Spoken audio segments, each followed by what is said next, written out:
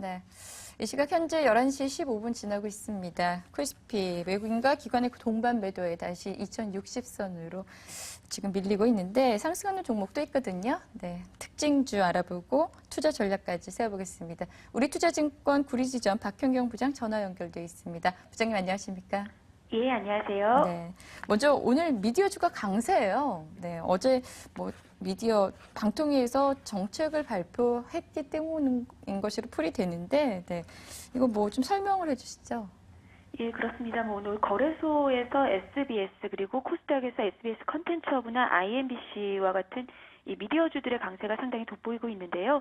어제 방통위에서 7대 정책 과제를 발표를 했습니다. 전체적으로 방송에 대한 규제, 그 가운데에서도 특히 광고에 대한 규제를 크게 완화해줬다라는 점이 가장 눈에 띕니다. 중간 광고 허용과 간접 광고에 대한 완화 등이 내년부터 시행이 될 예정이고요.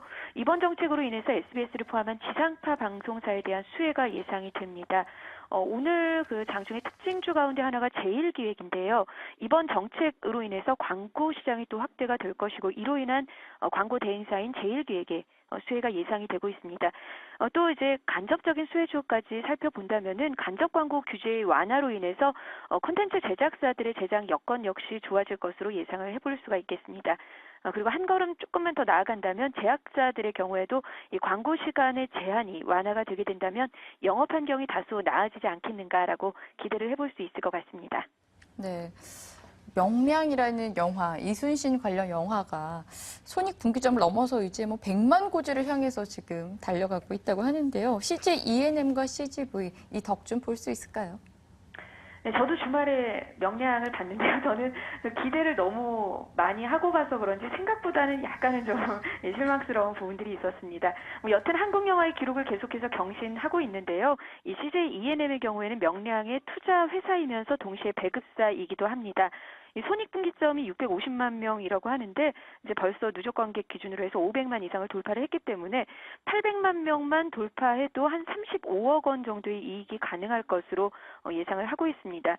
여기에다가 이달 내에 이 중국에서 모두의 마블, 이 CJ ENM이 진행하고 있는 게임이죠. 모두의 마블이 텐센트를 통해서 출시가 될 예정이어서 영화 모멘텀에다가 게임 모멘텀까지 지금 더해지고 있는데요.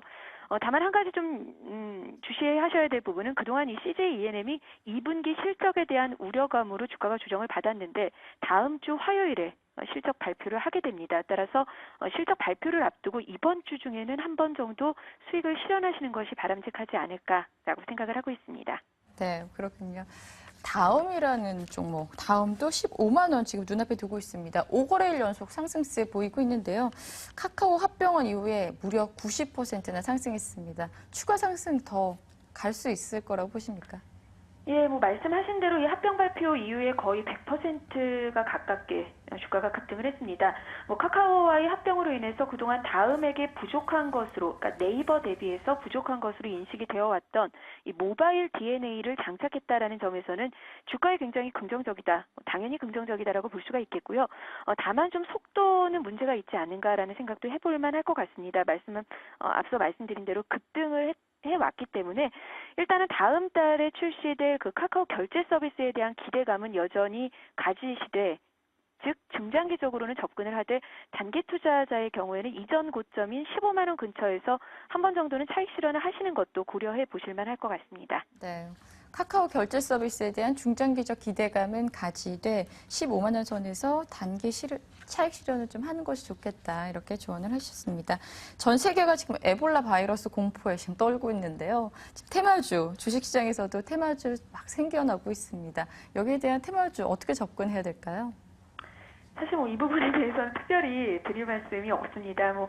오늘 뉴스를 보니까 아프리카 국가들, 국민들이 합창 대회 관련해서 대규모로 입국한다라는 그런 뉴스가 있기는 한데, 우리나라 국민이 발병을 한다면 추가적으로 강하게 움직일 수는 있을 것 같은데요. 그렇다면 모를까, 지금 미국에서 치료제 개발 소식이 들려오기 때문에 점차적으로 이 테마주로서의 성격은 좀 소멸하지 않을까 생각을 합니다. 좀 보수적으로 접근을 하시는 게 좋을 것 같습니다. 네, 테마주는 항상 좀 보수적으로 접근하는 게 저도 맞다고 봅니다. 실적 발표, 대형주 실적 발표 마무리 시즌인데요. 어떻게 대응 전략 세우면 좋을까요? 일단 뭐 대형주들의 실적 발표가 마무리가 되면서 앞으로는 중소형주의 실적 발표에 상대적인 관심이 집중이 될 것 같습니다. 뭐 지난주에 서울반도체나 이번 주에 아이마켓 코리아의 경우가 그랬습니다만 이 중소형주의 경우에도 실적에 굉장히 민감한 주가 반응을 보이고 있어서 종목별로 반드시 체크를 하셔야 될 것 같고요. 뭐 아직까지는 전체적인 큰 틀에서는 정부 정책의 수혜업종인 증권, 은행주 그리고 건설주 또 이 고배당 종목들을 시장에 그러니까 매매의 중심으로 놓으셔야 될 것 같고요. 기관의 그 순환매가 상당히 빠르게 진행이 되고 있어서 여타 업종의 경우에는 추격 매수나 추격 매도보다는 이 매력적인 가격이 아니라면 접근을 좀 당분간은 보류하시는 게 좋지 않을까 생각을 하고 있습니다. 네, 부장님 목소리가 굉장히 매력적이십니다. 네, 도움 말씀 고맙습니다. 우리투자증권 구리지점 박형경 부장이었습니다.